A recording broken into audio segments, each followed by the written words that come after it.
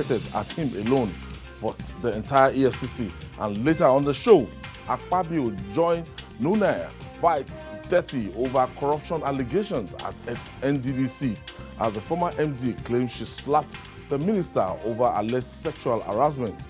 I'll be hanging out with Babajide Kolade Otitoju, and Mobolade Omonijo will join us via Skype. So if you're ready, let the hangout start now.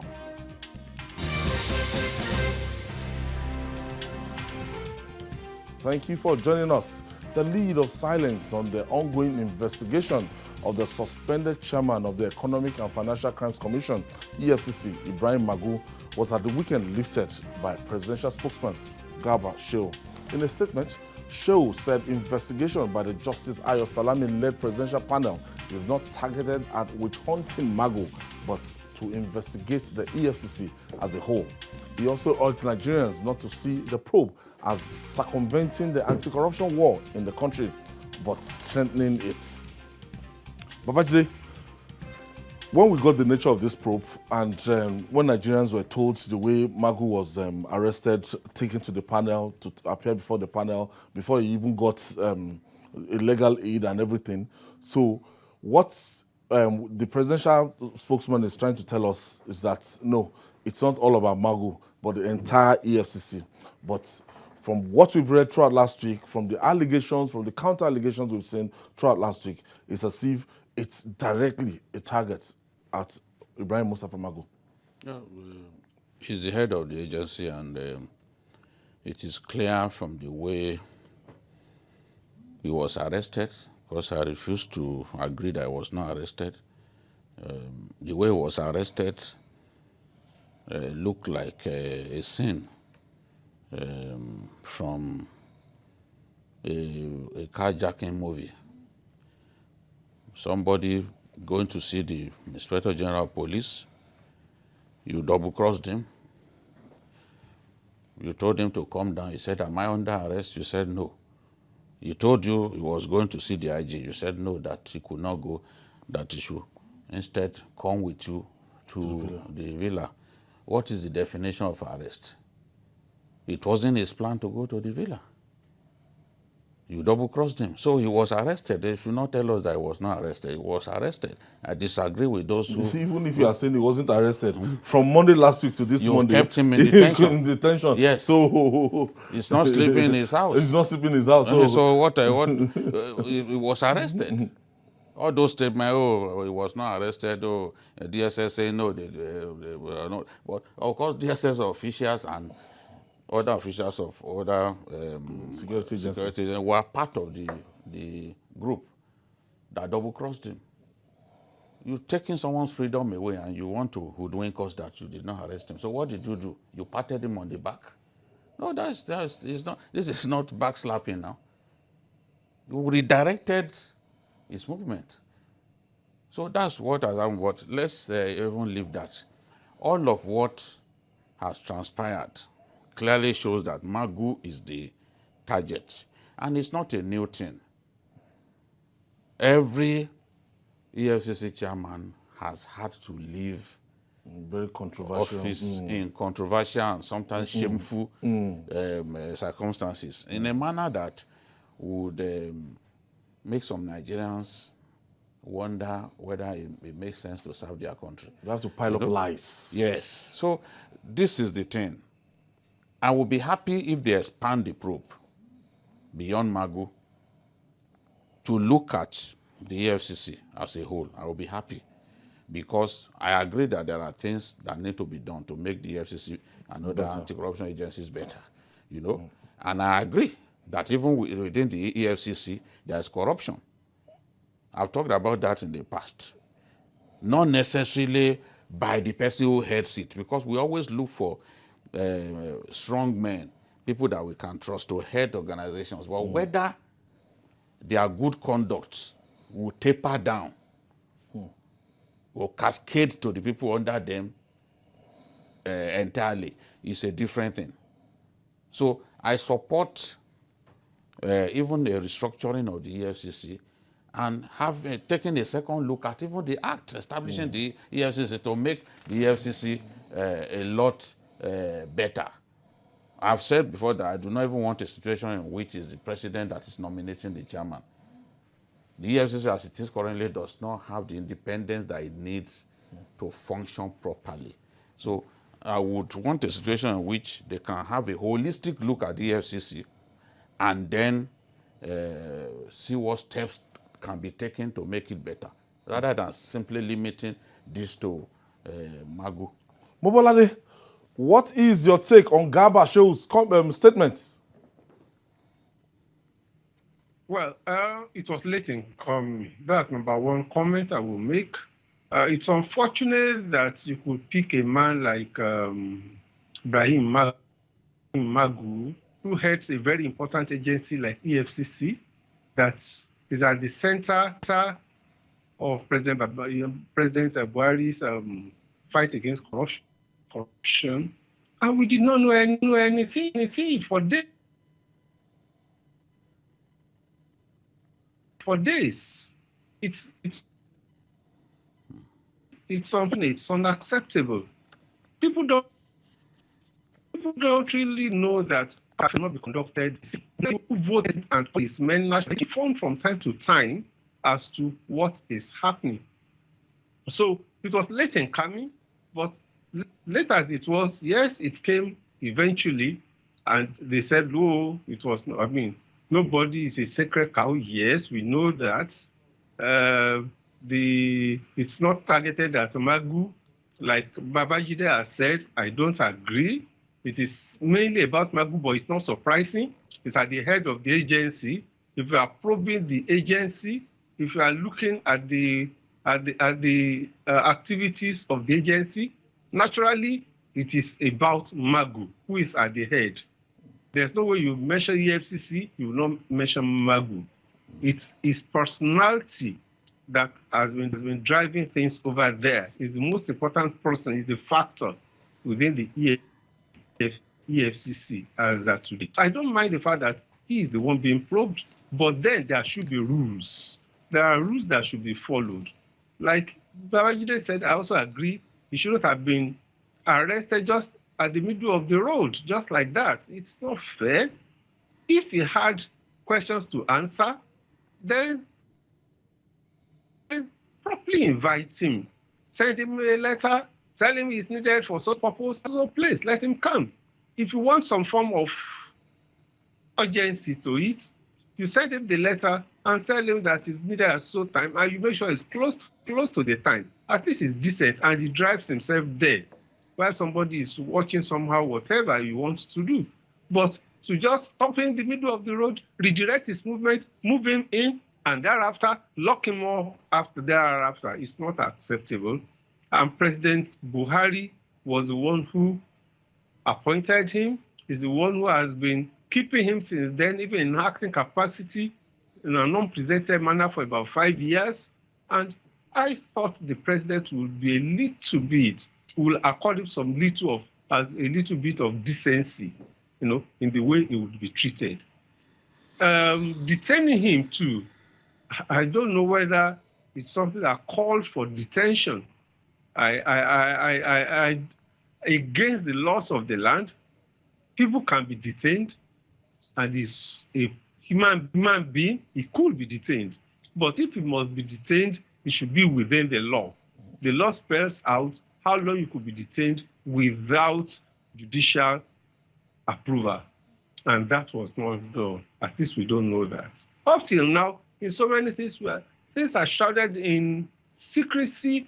A lot of things are still at the level of rumor. There's so many things we don't know. We've had some of the allegations against Magu.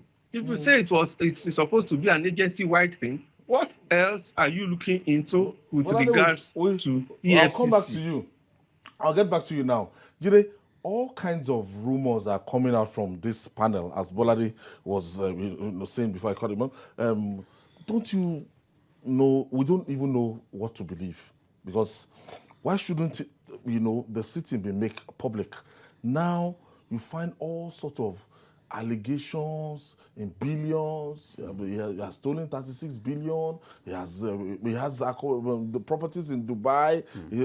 So houses, the number of houses that were forfeited. He siphoned the money, and you will see people listing it even on Facebook. And it's like, come on. Well, it's such a shame, but that's how we are now. Journalism itself, if we must tell ourselves the truth, we've been trashing the profession. A lot of us, who in my view are birds of passage, who found themselves by accident in the journalism profession, they are not interested in any form of filtration. They are not interested in any form of investigation. They just hear a story from a rumor monger and they go ahead to publish it. It's distressing. An emergency journalist that you have around town. It's such a shame. It's such a shame. Now, you had our brother is threatening court action, Femi Falana, because they claim that he got about 28 million or so from Magu. The VP has been accused of taking 4 billion from Magu, and the VP has contacted the IG to say, look, go ahead, investigate this person. Because this is a conscienceless lie. They also claim that the VP's daughter bought 800 million house in Abuja. In Abuja. These are lies, and the person who is actually the author of these lies sits somewhere in the US. Sits in the US where he knows that the long arm of the law cannot catch up with him. At least our courts do not have jurisdiction over an individual who is over there. So people who believe that you can never find anybody who is not a thief in Nigeria, they are the ones who are propagating this. Now, there is a pastor from Kogi State who is a friend of Magu. They've reported that that pastor helped Magu to buy houses worth 573 million. The pastor has now written a letter indicating that he's going to court through his lawyer, Godi Uche-san. He's going to court. He's denied it, that he didn't buy any house for Magu. He went to Dubai to see Magu when Magu had operation in Dubai. And Magu was accompanied by his doctor. And Magu got the president's approval to travel to have an operation. So the pastor said, yes, I went there to see him. He's my friend. But I didn't buy any house. So where is the proof that I bought houses worth 573 million for this man? They also ran a story that funds recovered by Magu forfeited on the orders of the court have been relooted. To show you that sometimes these people do not even reason before they write something. They said the interest, that he looted the interest of the funds. And now the Accountant General of the Federation has said there is no interest on any money kept in the Treasury single account, or what was it called? TSA. That there's no interest on it. The money is kept. If it is temporarily forfeited or is permanently forfeited or the order of the court, it goes straight to the account of the CBN, and there's no interest paid on it. So the Accountant General of the Federation, as the treasurer of the Nigerian nation, has said, no, there was no interest on it. That's a lie against Magu that has now been debunked. But that's not all. Let's talk about sheep. That's not all kinds of things. They also said that Magu for 4 years, one newspaper carried that story today, that for 4 years, Magu did not submit audited report or annual report of EFCC. Meanwhile, when Magu faced the National Assembly to defend his 2019 budget, the National Assembly actually praised him for the extent that he went. I have the phone numbers of the chairman of the Senate Committee on Anti-Corruption and Financial Crimes, as well as the phone number of the chairman of the House Committee. Nigerians who know, who feel there's a need to ask questions, they should ask their representatives. Whether indeed for 4 years, this man. So when you see some of these allegations that cannot be defended, and the lies, you know, and the lies that have been told against him, you then ask yourself, like, what is going on?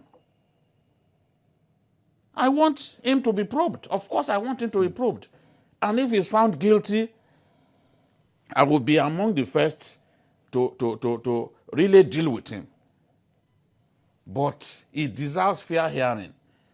I've never liked media trial. Unfortunately, now even Magu himself is guilty of that. Who liked media trial is now a victim of media trial. Media trial is like a template. Yes. On EFCC, they are using it against the days of Magu. Nunieh. They are using it. Magu himself now is now a victim of media trial. You can see how painful it can be when you know that you didn't buy houses worth 573 million and it's all over the papers. When you know that you audited your account every year. You audited the account of EFCC every year, and they are saying you didn't audit it for 4 years. They are even saying that you refused to emulate those before you, whereas you did. You were even praised for doing it. So he too will know how painful it is to do media trial. Well, you discover that those that have been eased out of EFCC at the point in time, Nunieh, at the point in time, Farida Waziri, Lamude, and they will always have this, there's always this allegation against them. Like Lamude now, it was over 1 trillion naira that was confiscated from Ibori and Alamesia. But at the end of the day, Lamude is still a serving Deputy Inspector General of Police now. He didn't face any trial after leaving office. And even Nunieh did not face trial after leaving office. Farida Waziri did not face any trial after leaving office. But just to get them out, they'll come up with this allegation, get them out, put a new person there. Well, like Jide said, I cannot stick out my neck and say at this point that Mr. Magu has been totally above board because I don't have the facts. But what we are saying is that let them do a thorough investigation and let them give you according all that he deserves, given the high office he has held. Then he's been in office for 4 years, the 5th year is on. And for crying out loud, if you felt that the man had not done well, after his first term of 4 years, then you should have allowed him go. There's no point. You don't have to wait until a year after to bring in all this mess that leaves nobody anywhere. If we are not careful, and we just treat our public officers, like we are treating some of them, without necessarily fully establishing what they've done wrong. If we are not careful, people who are decent will find it difficult to come and work with government. And then you will be left with only those who are out there to feather their nests. That would be unfortunate. So, like I said once again, I am not holding a brief for Mr. Magu. I mean, I've seen the way he had worked. I've seen the passion. I've seen the fact that a number of people have been brought to book under him, and I like that. But if there are allegations against him, I mean, in all pleasure, examine it, investigate him. And I'm happy that it's a man like Justice Ayo Salami who is at the head of the panel. Good. We have some trust in Justice Ayo Salami to do what is good, what is right. But then, please don't just harass him. Don't just drag his name in the mud. Don't just throw him out. But if he is not guilty, also come out to tell us that, look, after all this hullabaloo, we came to the point that this man has done nothing wrong, and then apologize to him. If you need him to be out, yes, it's your right to get him out. If you need to appoint another person, yes, that's even the right thing to do. It's even a shame that he has to be in acting capacity for 5 years. It's indefensible. Even if you agreed to some, and I don't agree legally that under Saraki because of the circumstances, even if you agreed that, what of after the 4 years? In the last 1 year, what stopped the president from submitting his name for a fresh term to be properly screened by the Senate as the Constitution says, or ease him out and give him a handshake and bring in another person. I don't see what is difficult about All right, that. I have this caller. We Emmanuel should. is calling us from Otukpo in Benue State. Thank you for joining us. Thank you for joining us. Good evening, Babajide. Good evening. You see, I'm not bothered about what is going on because I know at the end of the day, Magu is going to come out with a clean deal of health. You see, the problem that my worry now is the AGF. It is only fair that the AGF should please step aside so that thorough investigation will be done. My word against yours. Shoto, I will not stay there and possibly tamper with anything. Because being there now, he could use the DSS to frustrate Magu. Thank you. God bless Nigeria. Well, actually, it shows the way sometimes a lot of people blame President Muhammadu Buhari is as if there's no leadership. You see the way government officials, the AGF and the head of EFCC, at a point in time, it was the chief of staff, former chief of staff, and the head of service, and you could go on and on like that. And it seemed till this thing was made public, Mr. President would stand aloof and it would totally degenerate. Don't forget that this Mustafa Magu's confirmation was blocked by the DSS in the first report they wrote to the 8th Senate. Yes. And it's not looking as a coordinated government. No, it's not. And I don't see why the president allows this to happen. Frankly, it seems to me that like it was only the president that wanted Magu. Or maybe one more person, maybe Abakari. Others simply working with the president, they do not want him. For reasons best known to them. You see, I do not imagine a situation in which Obasanjo will appoint someone. His appointee, you can see clearly that that's the person that he wants. Obasanjo will appoint someone. And then somebody who works for Obasanjo will have the guts. To work against. To try to block the confirmation of a person that Obasanjo nominated and sent his name to the Senate. It can't happen. It didn't happen. The kind of character nobody did that to him. You can't. Nobody did that to him. No matter what I have against Obasanjo as a president, I must admit that we didn't see some of these signs. People pulling in different directions, yet they are supposed to be in the same government. You know? Look at the Minister of Communication and the diaspora ministry. You know, doing as if she's your rival. Yes, all because you wanted to show the executive vice president of NCC that you are his boss. You are his boss. So what? Are you going to be his boss forever? That's a professor. You are an academic, he's an academic. You are brilliant, he's brilliant. And he has done a good job at SCC. You cannot deny it. The president has represented his name for another term. You wanted to show him that you are the boss. So he was the one who donated that facility to Abike Dabiri. You wanted to show that as a minister, you had the power to overrule. So what kind of... Why should people be doing that within a government that should be working towards the same goal? Yes. See people working across purposes. Their ambitions are pushing them to try to bring down the roof. And the president has not descended on these guys. You need to descend like a paratrooper on these people. You need to descend on them. You can't continue to tolerate the kind of things happening in your government. The earlier the president realizes that, the better. Obasanjo cannot show his preference for someone, and someone within his administration will now be looking for ways to bring down that person. He will sack the person. He would let the person go.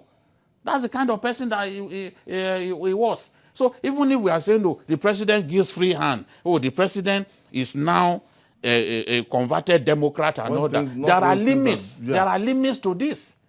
People can't be doing things that suggest that they are undermining even the president's work. Mobolade, we want to talk about the president now.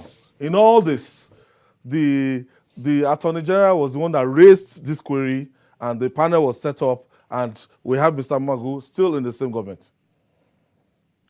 I mean, that is observable from, it's a trait of this presidency from 2015.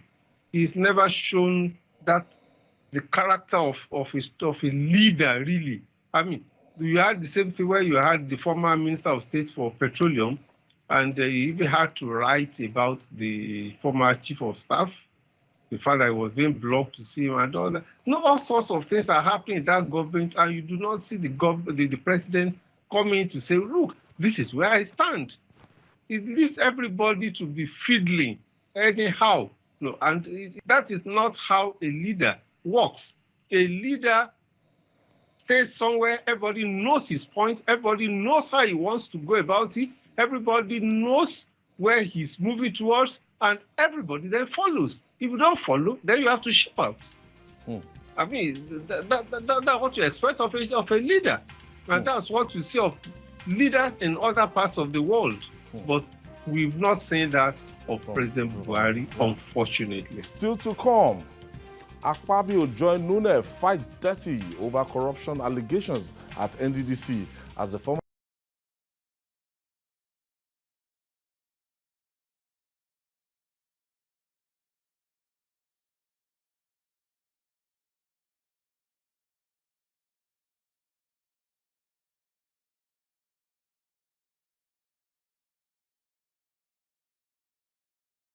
journalist Hangout. We're reaching you live from TVC News here in Lagos, Nigeria. It is the season of revelations in Nigeria. Now, the good, the bad, and the ugly deeds of highly policed personality are being exposed. Minister of Niger Delta, Akpabio, and the former acting managing director of Niger Delta Development Commission, NDDC, Nunieh, are exposing their dirty lenience in public over corruption allegations at the agency. Nunieh had accused Akpabio of threatening to remove her as the MD if she refused to do his bidding, with the minister replying that she married 4 men, 4 different men. The war of words between the two continued today, with Nunieh claiming she slapped the minister for allegedly harassing her sexually. And none of these people are talking about the substance of the crux of this matter, Babajide. She started by talking about the substance. It was Akpabio who went dirty by talking about the fact that she had claiming that she had married 4 different men and that they should bring those 4 men into the studio. What has that got to do with? That's not the issue. You don't leave the substance and continue to chase shadows. He went petty. Yes. You know, he had the strategy. All he went there, he was not interested in addressing those allegations. He was much more interested in rubbishing the woman by trying to show that she wasn't competent to hold that position. Yes, if indeed the documents that Akpabio presented were indeed genuine, then you can say the woman shouldn't even have been hired. Yes, we know that in our country you cannot hold public office if you chose not to serve your country without a proper exemption. Yes. So Akpabio was right on that.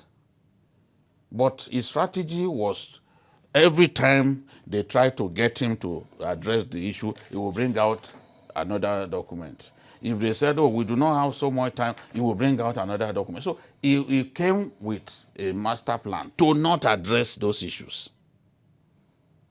And then, to compound matters, he now said, oh, that they should invite the 4 husbands that had passed through the woman so that they can come into the studio and talk about her nature.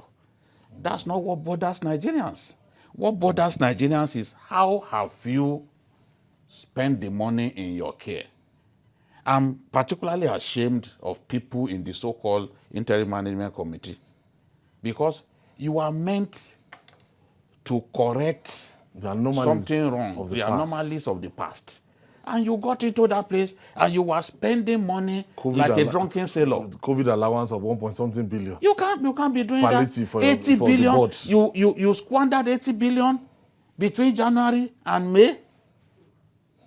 And you don't want Nigerians to talk? So the woman's response, the woman's claim that she slapped him inside his Akpabio guest house in Abuja was in response to the personal life that Akpabio delved into. delved Okay, into. let's take you to the beginning of the War of Words when Nunieh accused Akpabio. Nobody makes any payment in NDDC without Godwin Akpabio's approval. When we first came to NDDC, on the day of going for the inauguration, he told me in the car that, Madam MD, if you don't do what I say, the same pen with which I used to sign your letter, it will be the same pen that I will use to remove you. He's lucky that God did not plan for me to be there today. The person that authorized it. Don't say it. I will say Don't say it again. Don't say it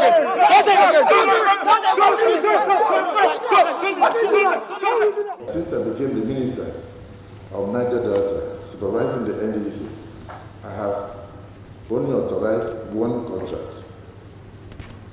And that one contract is the COVID contract. Mombolade, what do you make of this brick bath? Yes. Well, it's unfortunate, it's shameful, it's comical if it were not so tragic. But it has become almost a standard thing in our country. You see people like that. In most cases, it appears that we have many shameless people, or more shameless people, angling to go into public office than the decent ones. And you always have things like this. Why will you have a minister, a former governor, and a woman who became an interim chairperson of an agency like NDDC, playing so dirty in the public? These are not 17, 20 years olds. These are fully grown people whose children are almost getting married too. And yet you have them talking about somebody having been married for 4 years, 4 times. 4 times. And all that. When we are talking about very important issues of states, I mean, is it to sway us by our emotions or to address the matter? Let's go into the heart of the matter. The woman alleged that you were telling her to append her signature to contracts, that she did not buy, that she did not approve of, that she did not agree with, and you insisted. And at the end of the day, you got another executive director and told him, go and sign. And that one says that even if he asked me to go and kill, I will kill. I mean, is that what we are? What have we turned governance into in our country? I mean, what kind of people do we have?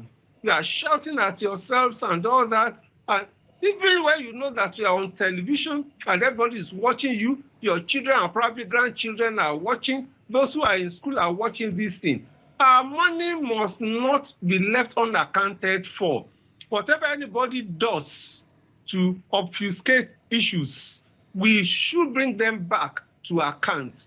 I expect Mr. President to leave his we don't look attitude and get into this matter. It is not just being active when it gets to Magu. Let's look at what Mr. Akpabio, the Niger Delta Ministry, and the NDDC is doing. It is the people of the Niger Delta who have been shortchanged. The essence of NDDC was because of marginalization of so many years. And yet, over the years, you look at how much billions has gone there or trillions, and you cannot really see, you can't account for what has been done in the lives of the people of the Niger Delta, in the lives of Nigerians. No, we should not allow this to continue. We have to get into the matter and ensure that whoever is culpable for anything is brought to book. Babajide, there's something about this NDDC. And we thought President Buhari stands for,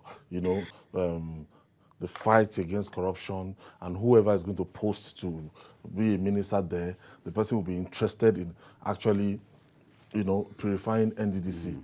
But we've not seen any of such moves all what we've seen is the continuation of It's even worse than before. It's worse than before. Because if you are telling me us that 2 months, 3 months of lockdown, and you approve palliative for your above of 1 point something billion for themselves. For themselves, not. They had no shame. They even said it that we approve the palliatives for ourselves. Palliatives to do what? The kind of impress that they are giving themselves. You saw the way even the budget on project monitoring. They've already overdrawn it by about 180 million. Which projects are they even monitoring during the pandemic?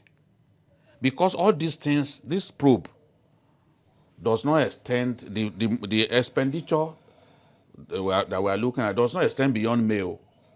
It was in the thick of the pandemic to fleece the country. And I don't know why the president shouldn't just act. This is embarrassing enough.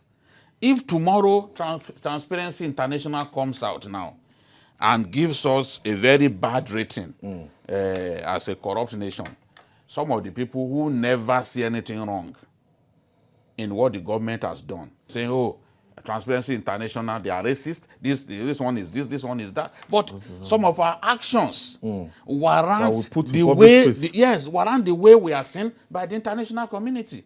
How can we say we want to defeat corruption and people can see what is happening by an interim management committee? Interim. They are doing this. They want to defeat the management team that was there in the act of corruption. I mean, it has to stop. Something must give. The president must take a decisive action on this, on the minister and other people concerned. We are not interested in what happened in your guest house and other places. Okay, Rafa Salami from Women Media Forum is joining us on the issue. Thank you for joining us, Rafat. So much. All right. What do you make of this controversy in the NDDC between the minister and the former MD? Well, interestingly, it's only highlighting some of the very salient issues that women have been talking about over the years. That is sexual harassment in the workplace. You all have spoken very eloquently and brilliantly about his attempt to display the issue. He wanted it off, but it really didn't pan out. So the issues of sexual harassment in the workplace is what this has given us an opportunity to also address it in a wider forum. Now, Nigeria is signatory to ILO declaration. There is an ILO declaration on fundamental principles of right to work, which stipulates that you need to work in dignity. When you work somewhere and all they think about is your sexuality, of what value your sexuality will be to them, it's counterproductive. It creates a very hostile work environment and reduces your significance, that's the significance of the woman or the victim in that place. It reduces, the organization is robbed of the full potential of that woman because everything has been reduced to sexuality. I mean, the way they have both displayed themselves on a public space has indicated that decorum has been thrown to the wind, which is not supposed to be. Now, through the instrumentality of the International Federation of Journalists, we have, in 2017, been talking about sexual harassment in the workplace and what needs to be done to ensure that when people are working, they concentrate on the job they have to do. We have done that in 14 states with journalists because what we have seen is a woman is most likely to be sexually harassed in the workplace. People who are close, who work with you, there is a 90% chance that if you are going to get harassed, it's going to be one of those who work with you. But then we have to use this as an opportunity to begin to address this issue. One of the issues we need to address is, have we, as a country, through all our organizations, listed sexual harassment as a misdemeanor? Have we listed it? Such that if anybody does that, there are stipulated consequences for the person. And then, very, very important, do we have a reporting system within the establishment? Now, I have seen conversations on social media about why didn't the woman speak up at that time? Who would she have spoken to? Today, in our workplaces, young ladies are still being sexually harassed. But we don't have that reporting system within the organizations where you can go to make a report, and then there will be action taken about it. And let me tell you something very interesting, why I'm very happy, and most women, especially women in the Media Women Forum, are very excited. Unlike in the past, where it will have not even got attention. Look at you. You brought it to national and international limelight, and we're all talking about it. I want to thank you, Rafat. Yeah. Rafat, thank you for your time. Thank you. Rafat is also a journalist also commenting on this. I think Mr. Akpabio is going to have it tough days ahead because they refuse to address the issue. They refuse to, just treat the matter on its merits. Yes. Both of them, they've gone, Nigerians would have to demand that the substance of the allegations are addressed, not simply to be talking about what happened in Apple and all that, whether someone has 1 million husbands, or that's not our business. It's our money that we are talking about here. And the woman even went further to say, I'm a Port Harcourt girl, that the man cannot harass me. And she appears to have some facts. The way she's going, she appears to have documents and so many things. So, moving forward, something should be done. These are public officers. Yeah, I think, again, like I think it was President Truman said, the buck stops on the desk of Mr. President. He has to ensure that decorum rules among his men and women. All this thing of almost taking the cabinet for a jankara where anything goes, it has to stop. People must know how to conduct themselves. And whoever decides to give the administration a bad name should be shown the way out without any form of hesitation.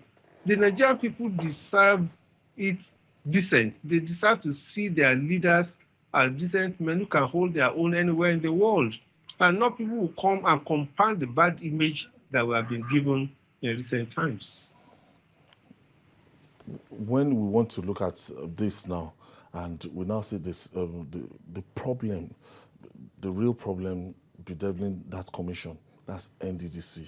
You will know that, look, it's far from being soft. People who go into that place, they NDDC go with a mindset. It's just like a cesspit. It's a cesspool of corruption, and the people going in, they already have a mindset that I'm coming to loot. ATM. I'm coming to loot. This thing, look, you know, when Nigerians talk about national cake, they think it's for all comers. But if the national cake becomes for all comers, then how can the country grow? Because the revenue, in my view, is like the national cake. So the orientation you are sharing all the money. Sharing money. It's just about sharing the money. Not for service. I can't remember what I can point to that NDDC has done since creation. Do you know how many boreholes that this kind of money that they are paying to themselves as impressed can sink? How many schools can be rehabilitated in that area? How much of desilting of their waters can be done in that area with all of this money? So everybody has come to the conclusion that, oh, the NDDC is just a place where you steal and get away with it. You steal and nobody will do anything to you. So until we begin to make examples of people, I want to see examples made out of these fellows, because the allegations are grave. And thank God the act setting up NDDC, requires the people that will be appointed there to all the top shots. They are from NDDC. They are from the Niger Delta State. Yes. So if you are saying that the Niger Delta State are underdeveloped, you will know that it's the people of the Niger Delta that has kept the Niger Delta that way. Anyway, when people, you see, anyone who thinks about himself is selfish. When people think about themselves, when they put themselves first, all of this talk about, oh, I'm a son of Niger Delta, takes the back seat. They are interested in their pockets.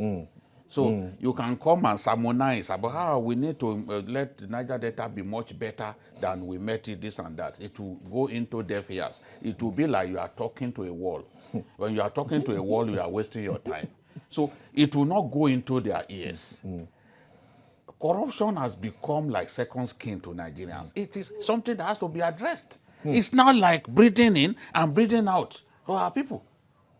That's why many people don't believe that any Nigerian can be honest. You argue with people on Facebook, they'll say, Jide, don't trust anybody. Don't trust anybody. Everybody is a thief. I've seen someone who said everybody is a thief. I say it is you who is a thief. I am not a thief. If things get so bad that we can't find people that we can trust with public positions, there's no way we can make progress as a country. Okay, joining us is Kolawole Johnson, Head of Research and Strategy of ACT Initiative. Thank you for joining us, Kolawole. Hey, boy, good to hear from you again. Yes, it's been a while. The whistleblower. Thank you. Kolawole, what do you make of this mess in the NDDC? Well, you look at the situation and you want to ask yourself, is it that the people who are involved in these are not from the Niger Delta, where over 70% live under $1 per day? And out of that percentage, over 39% of that, or about 41%, live under extreme poverty. I mean, you wonder, are they not from communities where people pass excrete in the same water they drink? Are they not from the same community that many households are practically dependent on handout? You wonder if they are not living in this, or if they are not from the same community that you can hardly boast of modern infrastructure in a lot of places. You wonder if they are not from the same community where children would need to swim across the river at times to get to school. You wonder if they are not from the same community that even places where there are roads, they are not motorable. I mean, you just wonder that what exactly is going on, whether they are not from the same community that pollution have destroyed the environment. Farmers cannot farm. They can't even fish. The sea is filled with dead fishes because of pollution of the river. And you wonder that if they are placed in position of power to bring succor to this same set of people, and you not only deny them, you take what belongs to the people, you eat in full and be satisfied. Thereafter, you now pack the rest, not just to keep for yourself, for even generations unborn. That can only be the definition of sanity in a modern time. So clearly, you can say that until the people rise up to say that enough is enough, this may continue. For years, NDDC has been seen as the cash cow of the big and mighty. Now, when we started the work, sometimes last year, I remember the first we did was to make some noise about the water hygiene payment. You take, for example, in 2018, only 2.5 billion was provided in the budget for water hygiene payment, but they spent over 60 billion. What kind of performance would you call that? Now, come to 2019, towards the end of the year, when we were raising that alarm, when the minister just resumed office, few days after, like 2 weeks after thereabouts, another 1.9 billion was paid for water hygiene. We raised the hell at that time. Nobody listened. Then in January, we wrote another petition to National Assembly before the one we wrote last in April that brought all this mess out. Now, one thing we have done is to stay, because it is common in Nigeria that once you raise an issue, after a while, people forget about it, things go back to normal. But we refuse and say, if all you will treat in a year, even if it will just be 1 or 2 issues, no problem, but make sure that you get to a stage where you know that, of course, you have caused some changes to happen. Now, the present IMC there, don't forget, they were brought in there as a result of the corruption in the place with a specific mandate to clear the corruption and expose those who are involved. But unfortunately, they went there and did not just start the corruption, they took it further to the next level, like they will say. And the question is it that those in power are not seeing this litany of evidences in the space? So right now, what I make of it is simple. It is either we want to run a government that will turn a blind eye on corruption, or we want to run a government that, of course, that will look at corruption and say, no, enough is enough. You've heard the testimony of the former MD. Now, you've even heard that it is as bad as, let's not even comment on that and stay on issues. How do you describe a commission where students abroad are dying? They are being locked out of school. Yet, money meant for students are being are being paid to be managed to the staff and the members of IMC. Yesterday on one national program, I gave the account number that those monies were paid into. The MD collected money meant for scholarship abroad. The EDC project that was we can go on and on. Thank you. We'll go back. It's a running story. Thank you. It's one of our own here. Yes. Babajide, it's very, very unfortunate that this is happening to NDDC. But it's not, I'm not surprised. I'm not surprised. I hope that the president will take the right steps. I don't think that the leadership... Quickly. I don't think that the leadership of the NDDC is what the NDDC and the Niger Delta people deserve. I don't even think the minister has done enough to remain on his that particular position. I don't think... Ordinarily, with what is going on, the president could suggest that he should step aside so that he too can be investigated. That is my suggestion. Mobola Day or Money John, thank you for your contribution today. Thank you for joining us via Skype. And Babajide Kolade Otitoju, thank you. And we also want to thank Rafat Salami for joining us and Kolawole Johnson. And that's our offering now. Join us tomorrow for another episode of the program. You can watch Journalist Hangout on our platform showing on the screen. We're on YouTube, youtube.com/TVC News Nigeria. Our feedback channel is Journalist Hangout at tvcnews.tv. I'm Ayodele Uzubakun. Bye for now and see you tomorrow.